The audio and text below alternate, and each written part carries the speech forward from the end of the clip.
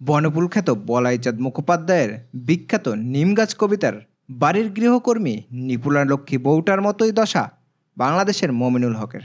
সাকিব তামিমরা সবসময় থাকে বাংলাদেশ ক্রিকেটের লাইমলাইটে, কিন্তু টেস্টের সর্বোচ্চ সেঞ্চুরির দাবিদার হয়েও মমিনুল নেই কোনো শিরোনামে। পান্থকে যেন সঠিক উত্তরটাই ফিরিয়ে দিলেন মমিনুল হক, কিন্তু সেটা কথায় নয়, বরং তার ব্যাটের ভাষাই ফুটিয়ে তুলেছেন। কানপুর টেস্টের চতুর্থ দিনে বাংলাদেশি ব্যাটসম্যানরা আসা যাওয়ার মধ্যে থাকলেও এক প্রান্ত ঠিকই আগলে রাখেন মমিনুল হক। ওয়াশিনের বলে সুইপে 4 মেরে টেস্ট ক্যারিয়ারের 13তম সেঞ্চুরি পূর্ণ করেন তিনি।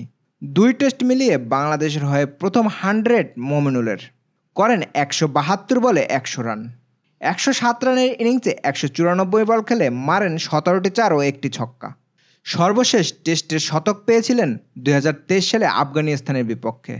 তার 15 মাস পর আবারও পেলেন সেঞ্চুরির দেখা। মমিনুল তার টেস্ট ক্যারিয়ারের সূচনা করেন 2023 সালে।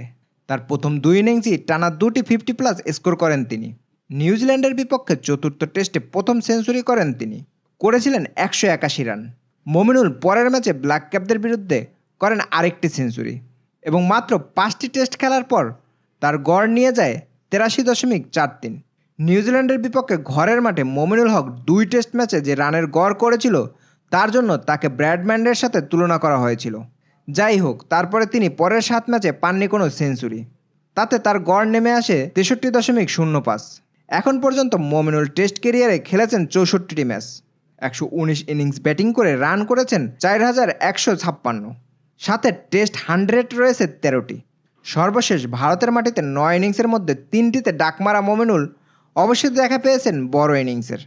তার ব্যাটে চড়ে কানপুর টেস্ট বাঁচানোর স্বপ্ন দেখছে বাংলাদেশ। মমিনুলরা সবসময় নীরবে করে যায় বাংলাদেশ ক্রিকেটের জন্য। শুভকামনা থাকলো বাংলাদেশ টেস্ট ক্রিকেটের অন্যতম তারকার। আশা করছি এমন আরও বড় ইনিংস উপহার দেবে বাংলার এই ব্যাটসম্যান।